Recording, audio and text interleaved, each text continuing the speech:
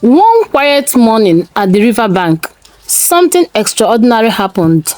Grace, an old woman known for her quiet tears and humble life, found a pregnant mermaid lying helplessly by the water. Without hesitation, she rushed to help. She didn't know that this one act of kindness would change her life forever. Grace lived alone at the very edge of her village in a small broken down hut. She had no husband, no child and no family.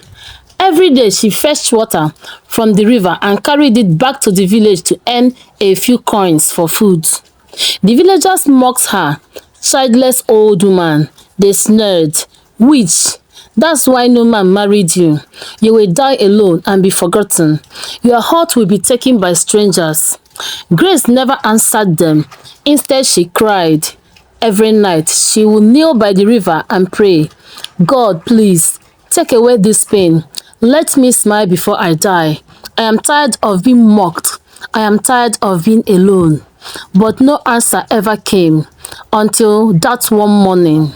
As Grace knelt by the river that morning, ready to fill her clay pot, she heard a strange sound, a soft cry, like a whisper in the wind. She looked around and saw something she had never seen before. A woman, no, a mermaid, was lying on the riverbank. Her long dark tail shimmered in the morning light. Her belly was round with pregnancy, and her face showed deep pain. Grace's heart skipped.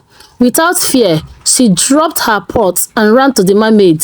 "Please don't be afraid," Grace said gently, kneeling beside her. "I am here. Let me help you." The mermaid looked at her with tired, grateful eyes. You are not afraid of me?" she asked softly. Grace shook her head. "You need help, and I know what it feels like to be alone." She gathered water in her hands and helped the mermaid drink. She wiped her forehead and sang a quiet lullaby she remembered from her childhood. Tears rolled down the mermaid's cheek. "You have a kind heart, Grace. The world has treated you harshly, but today that will change." Grace stared at her, confused. The mermaid touched her hand and said, "I will soon give birth to a child, but I cannot raise it. This baby is meant for you. You will be the mother. You will never be alone again." Grace gasped. Her mouth trembled. She couldn't believe what she was hearing. "Me, a mother?" The mermaid nodded with a gentle smile. "This child is your blessing. Your tears have reached the heavens. You were mocked, but now you will be honored." From that day on, Grace visited the river every morning and evening. She and the mermaid became close friends, laughing, sharing stories, and comforting each other. For the first time in years, Grace smiled. Then one magical evening, as the stars blinked above the river, the mermaid gave birth. It was a boy, healthy, glowing, beautiful. She placed the child in Grace's arms and whispered, "His name is Leo. Raise him in love, and he will bring you joy beyond measure." Grace cried, not the tears of sorrow, but the tears of hope. She carried Leo home. The same villagers who once mocked her stood in shock. "Grace has a baby. Where did he come from? Is this child from the gods?" The little boy grew quickly, strong, smart and kind. People began to respect Grace. They came to see her child and ask her for advice. The name they once used to insult her, Witch, was replaced by Mother Grace. Years passed.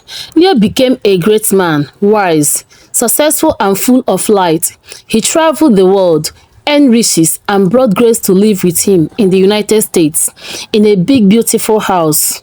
And there, far away from the village that once broke her spirit, Grace lived in peace, smiling every day with joy in her heart. She often looked up to the sky and whispered, "Thank you, God, for wiping away my tears and giving me a crown of honor." Years rolled by like a gentle river. Grace, once mocked and forgotten, now lived in comfort and peace with her son Leo in a faraway land. No longer did she cry alone at the riverbank. She no longer begged God for joy, because now she lived in it. She woke up each day surrounded by love. She smiled often. She wore fine clothes, But most importantly, she carried a heart full of peace, and every night before she closed her eyes, she whispered one simple prayer: "Thank you, God, for remembering me. Thank you for turning my pain into purpose." Grace had been broken, but she was not abandoned. She had been mocked, but she was not forgotten. She had no child, and now she had a son who became her pride, her comfort, and her miracle. Moral lessons. 1. Never stop being kind. Grace helped the mermaid not knowing what she would receive. She gave love when she had nothing, and in return received everything. 2. Timing is everything. Life may be hard for a long time, but your story is not over. Your blessing might come when you least expect it. 3. Keep faith alive. Even when mocked, Grace continued to pray and believed. In the end, her tears turned into joy. 4. Don't judge others by their pain. Many mocked Grace because of her loneliness, but they never knew the power of her heart or the beauty of her destiny. 5. God can use the most forgotten person to show the biggest miracle. Grace went from being called a witch to being called Mother Grace. Her story is proof that no life is too small for a big blessing.